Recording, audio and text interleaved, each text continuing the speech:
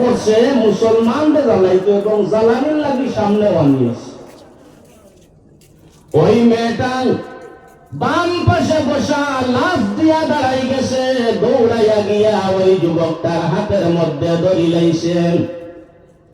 দরিয়া দাদা দিলে হইল, হে দাদা, আপনার রাজ্যের বাদশা হইতে পারেন, মালিক হইতে পারেন, তার অপরাধ কিতাব বলে সে মুসলমান।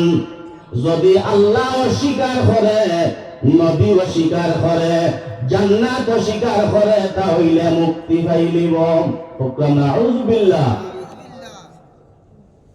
এইবার লাতিনের যুবকরা কইল, হে আল্লাহর বান্দা, আমার দাদা কইরা আপনি আল্লাহরে অস্বীকার করতা, রাসূলরে অস্বীকার করতা, জান্নাতরে অস্বীকার করতা, তাহলে আপনারে মুক্ত দেশ বাহির করা হইଯିব, মুক্তি দেওয়া হইଯିব। যুবকে হইল, হে আল্লাহর বান্দে, ছোট বাচ্চা, তোমার দাদা যদি আমারে টুকরা টুকরা করিয়া নদীর মধ্যে বসাইয়া দিলাই, আমি মরতে রাজি হইম, কিন্তু আমার ঈমান বেচতে রাজি হইতাম না। হোক সুবহানাল্লাহ।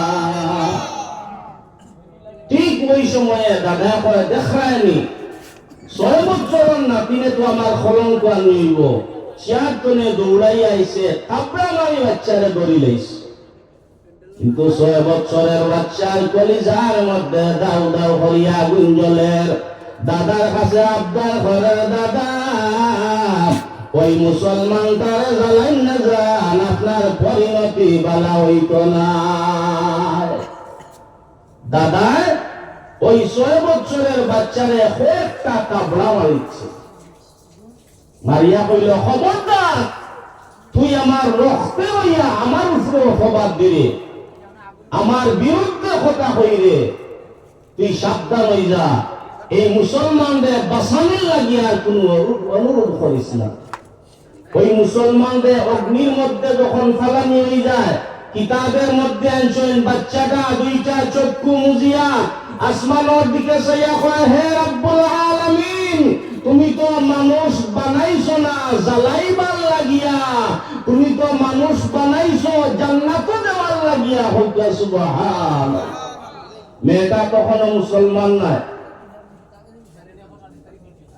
ওই মেয়েটা কইল, হে ইমাম হুসাইন, মুসলমানদের যখন অগ্নি ফালানি হয়ে যায়, আমি চোখ মুজিয়া খান দিয়া ওই সময়ে দেখলাম একজন মহিলা আমার সামনে আইয়া হাজির। হোক সুবহানাল্লাহ। সামনে আইয়া হাজির, আইয়া আমারে তাই পড়াইতে আসেন, আশহাদু আল্লাহ ইলাহা ইল্লাল্লাহু ওয়া আশহাদু আন্না মুহাম্মাদান আবদুহু ওয়া রাসূলুহু।